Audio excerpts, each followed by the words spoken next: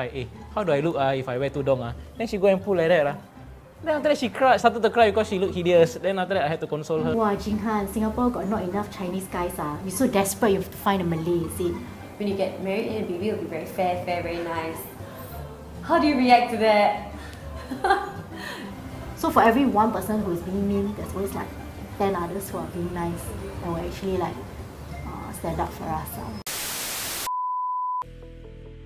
Sudah tak asing lagi kalau kita tengok pasangan suami isteri yang datang dari latar belakang etnik dan agama yang berbeza. Perkahwinan campur ni memang dah makin berleluasa dekat Malaysia. Tapi bukan semua orang tahu cabaran yang datang bersama perkahwinan macam ni. Bila dua individu yang berbeza budaya dan kepercayaan hidup bersama, memang akan ada situasi yang perlukan banyak tolak ansur dan kefahaman. Tapi jangan risau, bukan semua perkahwinan campur berakhir dengan kesengsaraan. Sebelum itu, jangan lupa subscribe channel KMN Box untuk info menarik macam ni lagi. Tahu tak, perkahwinan campur sebenarnya dalam wujud, ia merujuk kepada hubungan perkahwinan antara dua individu daripada budaya atau agama yang berlainan. Malah, zaman Rasulullah SAW pun dah ada. Baginda sendiri pernah berkahwin dengan wanita berbangsa Yahudi atau Kipti. Ini ada disebut dalam kajian oleh Siti Hawa Amani dan Qazri Asman dalam kajian pelaksanaan dakwah melalui perkahwinan campur menurut Islam tahun 2022.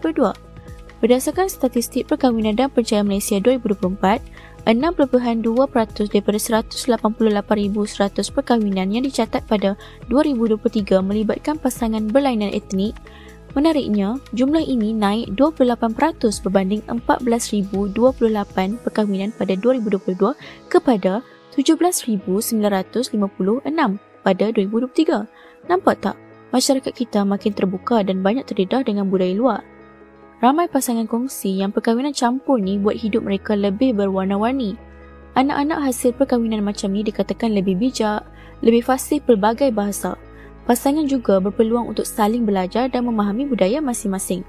Satu kajian dari UKM menunjukkan pasangan perkahwinan campur dapat luaskan pengetahuan budaya, eratkan hubungan antara kaum dan buka ruang dakwah dalam keluarga.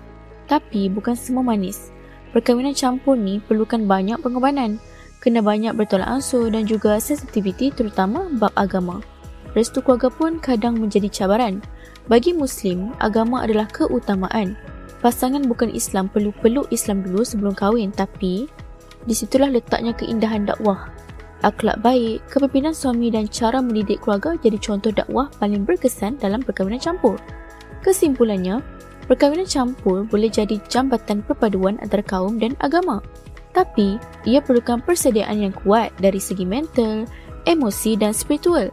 Kalau korang tengah fikir nak kahwin campur, pastikan korang betul-betul bersedia.